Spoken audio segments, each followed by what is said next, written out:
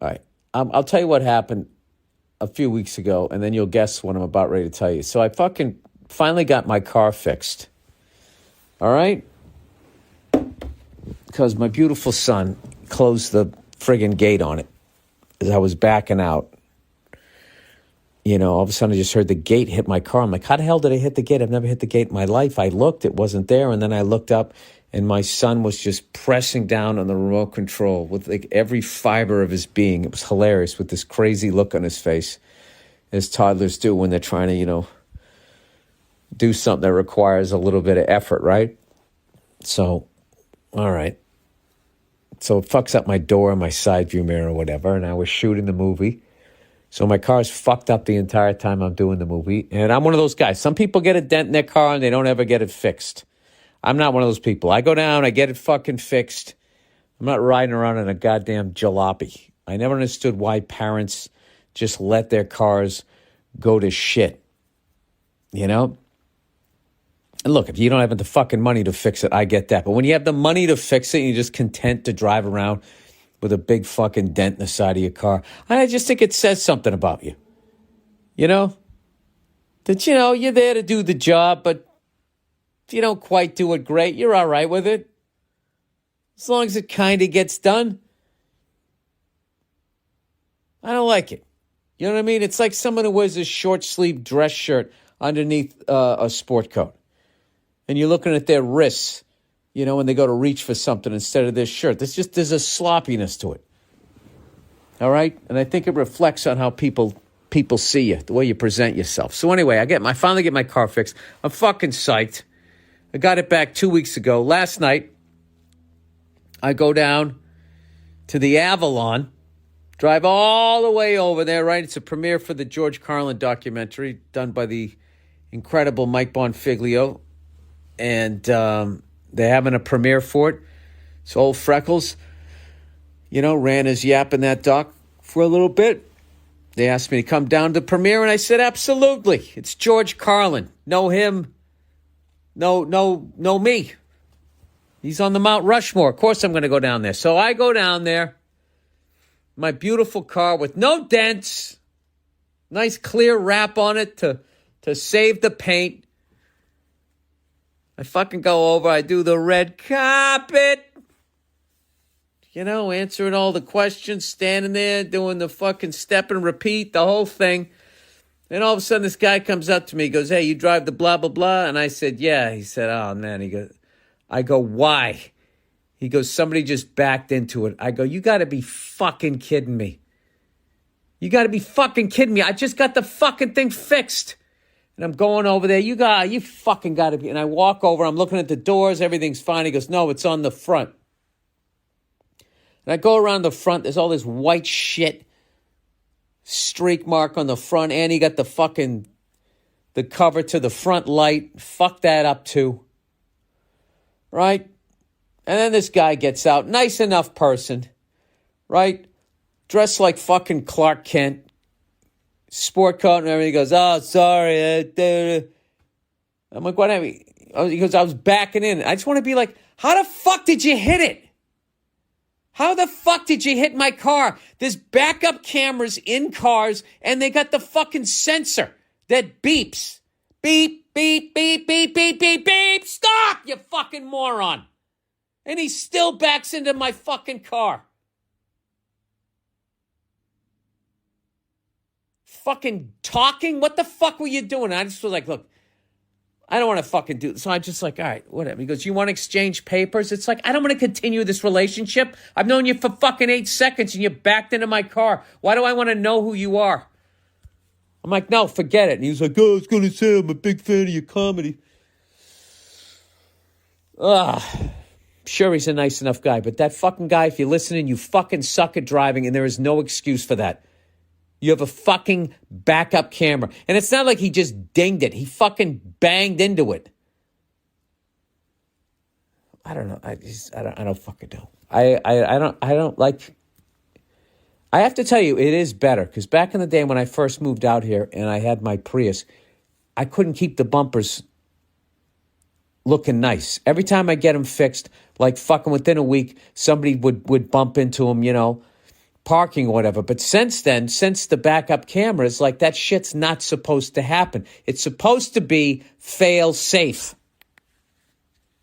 So whatever. He did say let's exchange papers, but I never do that. It's like, I don't want to get involved in all of that. Then my person has to call your person, and then your person says this, and then my person says that, and then everybody has to circle back and then talk. It's just like, just fuck it. Fuck it. I'll go down there.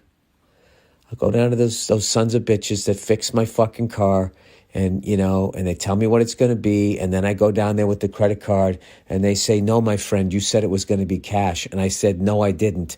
And they said, my friend, this is what we have down there. First of all, we're not friends. We're not friends. We're friends because you fixed my car? This isn't Mad Max, when we're in the middle of the desert. Then we could do that fucking bro handshake where instead of shaking hands, we fucking grab each other's forearms. All right? But as long as society is still working and people still believe in the dollar, you just provided a service. So we're not friends. Okay, my friend?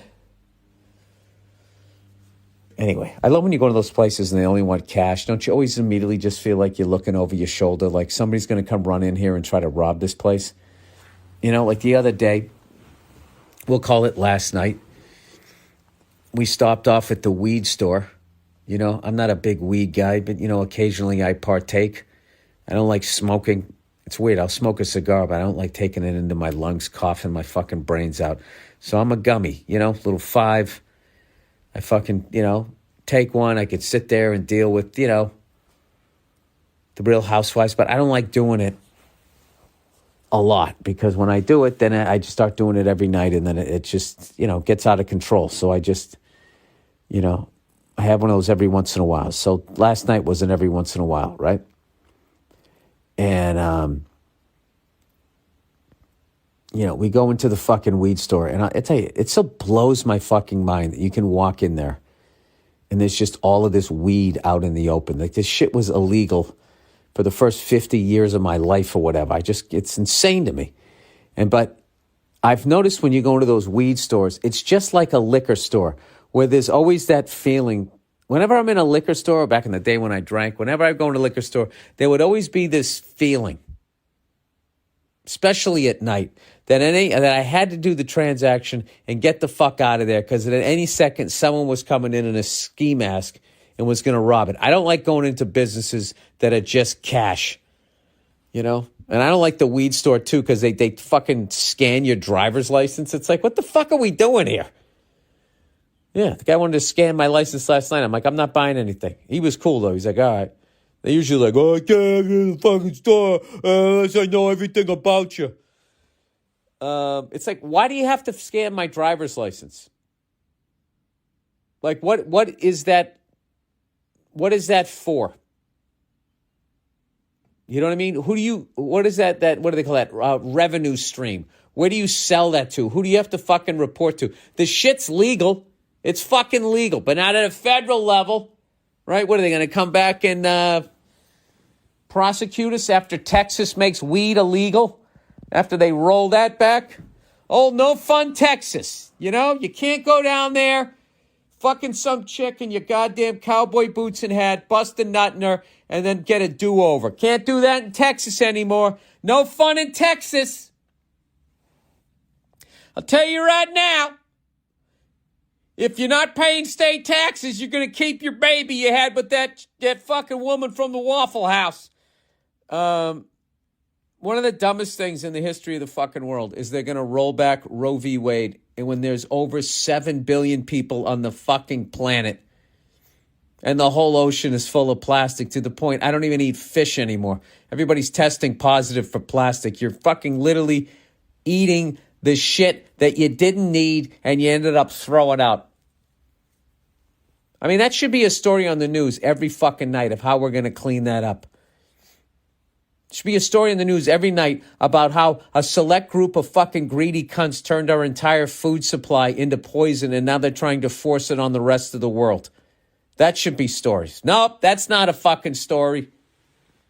That's not a story. They'd rather focus on fucking stand-up comedy.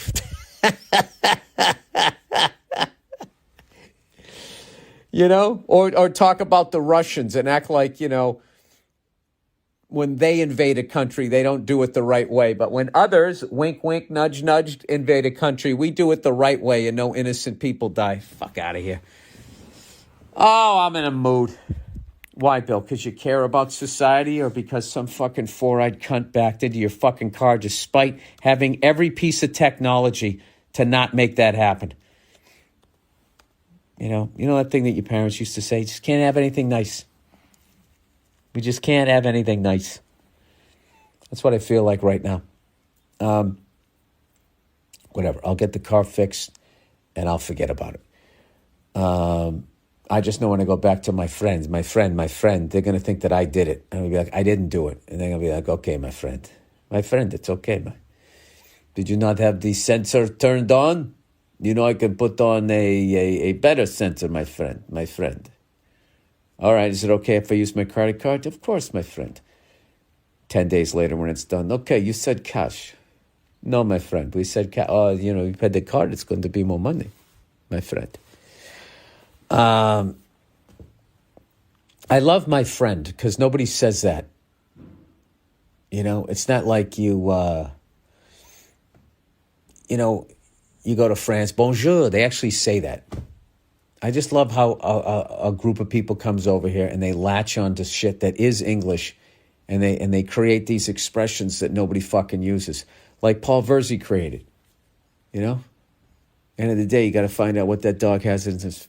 What is it? You got to see what that dog has in its fucking mouth, and I am determined to turn that into an expression, my friend.